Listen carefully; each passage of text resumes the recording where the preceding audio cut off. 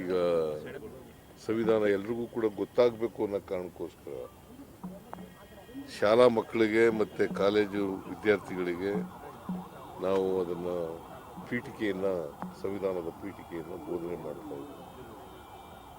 ಪ್ರತಿ ಶಾಲಾ ಕಾಲೇಜುಗಳಲ್ಲಿ ಮತ್ತು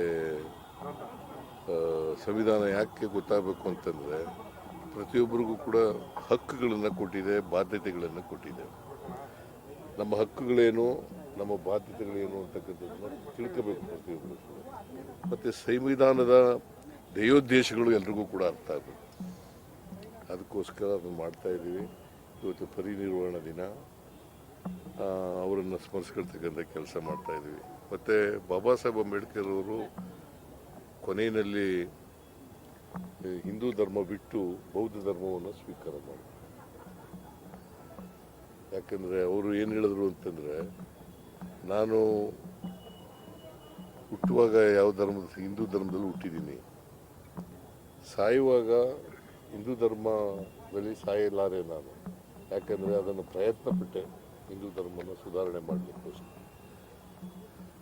ಅದು ಸುಧಾರಣೆ ಆಗದೇ ಇರೋದ್ರಿಂದ ನಾನು ಬೌದ್ಧ ಧರ್ಮವನ್ನು ಸ್ವೀಕಾರ ಮಾಡಿದ್ದೀನಿ ಅಂತೇಳಿ ಬಾಬಾ ಸಾಹೇಬ್ ಅಂಬೇಡ್ಕರ್ ಹಿಂದೂ ಧರ್ಮದಲ್ಲಿರ್ತಕ್ಕಂಥ ಸಾಮಾಜಿಕ ವ್ಯವಸ್ಥೆ, ಜಾತಿ ವ್ಯವಸ್ಥೆ ಇದೆಯಲ್ಲ, ಇದರಿಂದ ರೋಸಿ ಅವರು ಹಿಂದೂ ಧರ್ಮ ಬದಲಾವಣೆ ಮಾಡೋಕ್ಕಾಗಲ್ಲ ಅದು ಅಂತ ಹೇಳಿ ಅವರು ಮಾಡಿದರು. ಸೊ ಅಂಥ ಒಬ್ಬ ಮಹಾನ್ ವ್ಯಕ್ತಿ, ದೇಶ ಕಂಡಂಥ ಒಬ್ಬ ಅಪರೂಪದ ನಾಯಕ, ಅವರನ್ನು ಸ್ಮರಿಸ್ಕೊಳ್ತಕ್ಕಂಥ ಕೆಲಸ ಮಾಡ್ತಾಯಿದ್ದೀವಿ.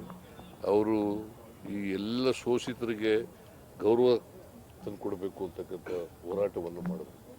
ಕೇವಲ ಬಾಬಾ ಸಾಹೇಬ್ ಅಂಬೇಡ್ಕರ್ ಅವರು ದಲಿತರಿಗೋಸ್ಕರ ಕೆಲಸ ಮಾಡಲಿಲ್ಲ. ಈ ದೇಶದಲ್ಲಿರ್ತಕ್ಕಂಥ ಯಾರ್ಯಾರಿಗೆ ಸಾಮಾಜಿಕ ನ್ಯಾಯ ಸಿಕ್ಕಿಲ್ಲ ಅವರೆಲ್ಲರ ಪರವಾಗಿ ನ್ಯಾಯ ಕೊಡಬೇಕು ಅಂತಕ್ಕಂಥ ಹೋರಾಟವನ್ನು ಮಾಡಿದ್ರು. ಈಗ ಭಗವದ್ಗೀತೆಯನ್ನ ಪಠ್ಯಕ್ಕೆ ಸೇರಿಸಬೇಕು ಅಂತ ಒತ್ತಾಯ ಮಾಡ್ತಾರೆ. ಭಗವದ್ಗೀತೆಯ ಪಠ್ಯಕ್ಕೆ ಸೇರಿಸಬೇಕು ಅಂತ ಹೇಳಿ.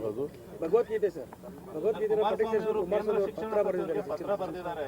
ಭಗವದ್ಗೀತೆಯನ್ನ ಪಠ್ಯದಲ್ಲಿ ಸೇರಿಸಬೇಕು ಅಂತ. ಈಗ ಕುಮಾರಸ್ವಾಮಿ ಅವರು ಕೂಡ ಬಿಜೆಪಿ ಜೊತೆ ಸೇರ್ಕೊಂಡು ಚುನಾವಣೆ ಮಾಡಿದ ಮೇಲೆ ಈಗ ಅವರು ಮನುವಾದಿಗಳಾಗ್ಬಿಟ್ಟಿದ್ದಾರೆ. ಸರ್, ನಿನ್ನೆ GST ಪತ್ರ ಬರೆದಿದ್ದಾರೆ ಸರ್, ಪ್ರಧಾನಿ